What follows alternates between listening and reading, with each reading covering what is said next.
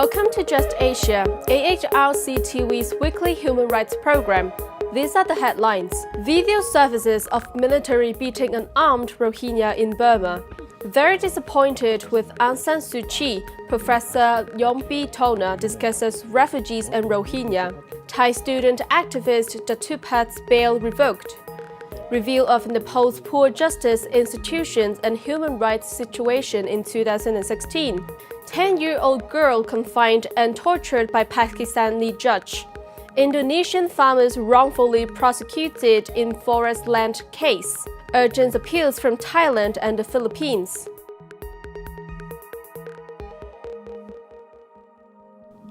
Welcome to AHRC TV's Just Asia. I'm April Wong. This week, Just Asia begins with Burma, where 4 border police officers have been detained after a video went viral showing them beating an armed Rohingya man in the state of Rakhine.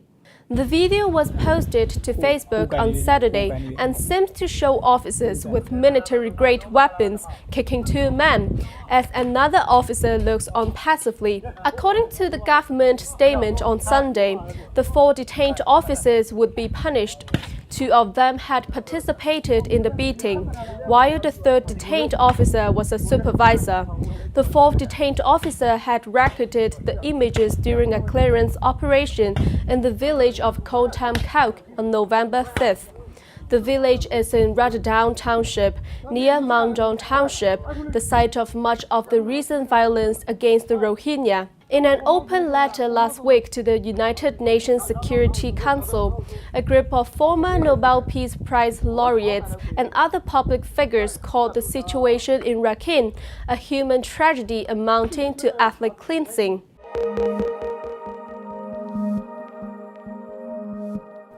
Next, Just Asia interviews Mr. Yiombi Thona, chair of Asia-Pacific Refugee Rights Network and a professor at Gwangju University, South Korea. A former spy from the Democratic Republic of Congo, Mr. Yiombi arrived in South Korea in 2002 as a political refugee. He currently teaches courses on human rights, forced migration, diaspora, African studies, and race and gender. According to Mr. Yiombi, while South Korea seems to be a democratic, human rights respecting country from the outside, the situation from the inside is a little less rosy. In particular, there is a grave problem in protecting and respecting the rights of foreigners. This situation is mirrored throughout Asia, where only 6 out of 44 countries have signed the Geneva Protocols regarding refugee protection. And yet, Asia has the largest number of displaced persons. Mr. Yiombi Thona notes that the problem of refugees is not the problem of specific countries, but something to be tackled by everyone. Speaking at length of the current Rohingya crisis, he asked if being Muslim is a sin. The world does not belong to this or that community, he says, but to everyone. He further expresses his disappointment with Burma's Aung San Suu Kyi for her silence and inaction of the Rohingya issue. Look at the world. Who is talking about Rohingya? Nobody. And even I met Aung San before becoming who she is now in Korea here. And even it was for 5 minutes, I told her that we are proud of you. We think that if you get to your country government, many things will change in your country and beyond your country. But I'm very disappointed. I'm a human rights activist. I'm very sorry to say that Aung San is a human rights woman, a human rights person. I'm disappointed. Rohingya problem is affecting Asia-Pacific Refugee Rights Network because we are actually feeling this effect. Those people, we made a statement last month, I think, I don't have the date in my mind, which we are asking the ASEAN countries to take their responsibility. This is their responsibility. We cannot look at only to Europe, US. No, they have the power to stop genocide for Rohingya people. There are people, they need land. Article 26 of the Universal Declaration of Human Rights is clear. Those children, Rohingya children, they don't have the right to go to school. Education problem. No one can go to school because of one sin. Because there are Muslim people. Is it a sin? If Rohingya people were Christian people, all the world today talking about this. But because there are Muslim people, and then everybody's silent. So we try to, I had a meeting with our steering committee last time. We were clear. All members, because Asia Pacific Refugee Rights Network, we have 360 members, NGO, in different countries. But sorry, we don't have any member in Myanmar. But neighbor countries, we have members. We were clear, all of us, we have to work with respective government where we are to push those governments to do something for Rohingya people. Aung San Suu Kyi actually, with her position, with her power, this can be stopped. In 1 week, everything will finish. So there is differences between what people are talking about and what people are doing. They don't need any commission. First, stop violence. First, stop genocide. And then, the commission for me should be investigation commission, not to investigate Rohingya people, investigate who is killing those people, investigate who is involved in this genocide. But if you see that I was reading a newspaper from that country that Rohingya people also are killing, but Rohingya people are in a defense position. Because they need life. They have to protect themselves, even though they don't have any means to protect themselves. You are coming to kill me. I don't have a weapon with my hands. Everybody who is going to die can hold his hands up to try to protect. Even though I know I will die. I don't have anything to protect myself, but I will try to move a little bit. This is what Rohingya people are doing. But who has weapon? The government, the police, and other gangster made by government. We do understand everything. So, for me, is first a clear message to all the citizens of this country to stop killing and to live together as one. We are in globalization. Even though we talk globalization, but those people are in their land. They are not foreigners coming to live there. They are in their land. And everybody, we are in multicultural society. They have to live together, but in respecting each group culture is normal. Your culture is your culture, my culture is my culture, but we can find a common place to live. The common place for them is this country.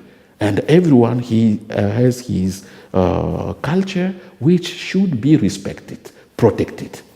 But if we we push other community to kill other community, this is very dangerous. Because many countries in ASEAN zone, they think that this problem is only for this country problem. No. This is everybody's problem, because what is happening there, tomorrow will happen to other countries.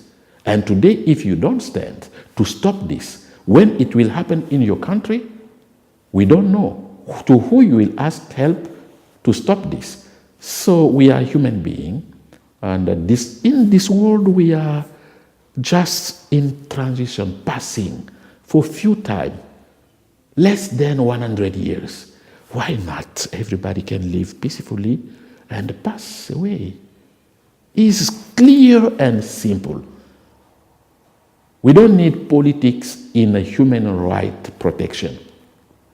We don't need politics. We need everybody deserve respect, everybody deserve freedom, everybody deserve life. This world is not for this community, not for the other community. This world belongs to everybody. This is our world. We have the right to live as we want.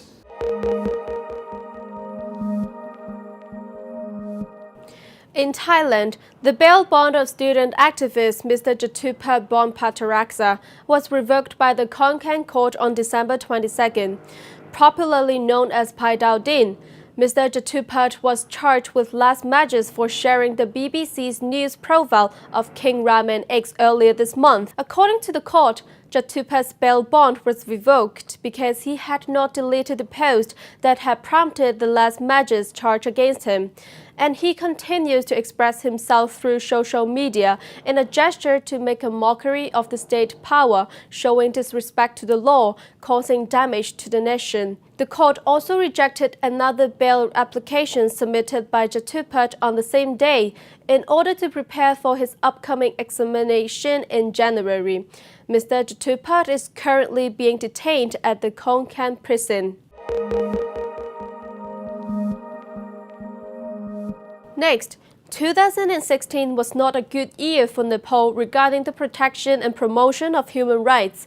Rather, victims of human rights violations and their families went through a painful year of utter negligence and trauma at the hands of government security agencies and overall justice mechanisms. Victims of conflict and of the Madhesh movement, which occurred in late 2015 and early 2016, suffered a vicious fate in 2016. The sorry state of justice institutions was visible throughout 2016. With this backdrop, Just Asia's interviewed Mr. Dipendra Jha, a practicing lawyer at the Supreme Court of Nepal. Actually, three kind of human rights violation which were in the top in 2016 in Nepal. The one is a result of forced constitution promulgation, which was opposed by Madhesi indigenous community, Tharus. That resulted in few incidents like a Tikapur incident and around 55 killings in Tarai. And above that, I can tell you that the Sikh Raut movement is expanding, particularly in Tarai. That also caused a lot of human rights violations, particularly from the state side. So I see like a three issues basically. One is the dissatisfaction on constitution from the marginalized community, and protest about the federal boundary. That also like a use of excessive force by the security forces and Sikh Raut movements. So I see basically these are the major human rights violation issue in Nepal in 2016. Yeah, I think recently since last week we have the protest is going on in particularly in Arghakhachi, Gulmi, Rolpa, Rukum, in particularly 5 number state in Nepal, and basically it's a protest over the amendment proposal which is registered in the parliament. So I think again the identity based protest over boundary revision is going to be another challenging issue for the human rights organization to monitor. Moving to Pakistan, a 10-year-old child maid was tortured by an Islamabad Additional Sessions judge and his wife. Although the case was taken up by the police and the court, the judge used his influence and position to settle the case outside the court with the girl's father. 10-year-old Ms. Tayyaba was kept in wrongful confinement at the home of Judge Raya Karam Ali Khan. Her hand was burned over the stove due to a missing broom, and he was beaten with a ladle. The case came to light after pictures of her injuries made rounds on social media. The police immediately took action and recovered the girl from the judge's house. One of the judge's neighbors informed the Child Protection Bureau about the screaming and crying of a girl since several months from the judge's home. Mr. Tayyaba was produced before the court where she recorded her statement, A case against the judge's wife was filed, but within 6 days, the judge forced Thayaba's father to settle the charges out of court. Furthermore, Thayaba's father appeared subsequently and said that he forgave the judge and his wife and had no objections to the court granting bail to the suspects. Thayaba also changed her statement, saying that she was not tortured, but that she had injured herself by falling from the stairs.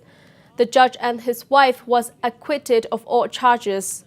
Meanwhile, Islamabad High Court Chief Justice Mohammad Anwar Khan Kasi has taken notice of the incident and ordered the registrar to complete the inquiry within 2 days. In Indonesia, 10 farmers from Meranti, Tobasa region, North Sumatra province are being tried in Balish district court since November. They are accused of destroying protected forest land. However, according to witness testimony, the land occupied by the farmers is not part of forest conservation land and has been used by farmers since 1800. Rather, a plantation company is occupying protected forest land in that location. Both the police and the court have not taken any action against the company, however. The lack of evidence and discrimination by law enforcement should end all prosecution against the farmers. Finally, the Urgent Appeals Weekly features 2 cases from Thailand and the Philippines. According to Thai lawyers for human rights, police officers from Chana Songkram police station arrested 71-year-old Bundit Ania from his house. The police informed the elderly writer that he was accused of committing an offense under Article 112 of the Criminal Code for allegedly making comments about the Thai monarchy at a political seminar. After his lawyers filed the second petition asking for bail to the military court, he was released on a surety bond. He is one of the few less major suspects granting bail by a military court. In the Philippines, 4 farmer activists have been illegally arrested by the planting of drugs in their homes in Balucan. The farmers are involved in wresting the land, grabbing the Central Bank of Philippines, and campaigning for fair land distribution to peasants. That is all for this episode of Just Asia. For more on this and other issues, please visit www.humanrights.asia or www.alrc.asia/justasia. Thank you for watching and see you next week.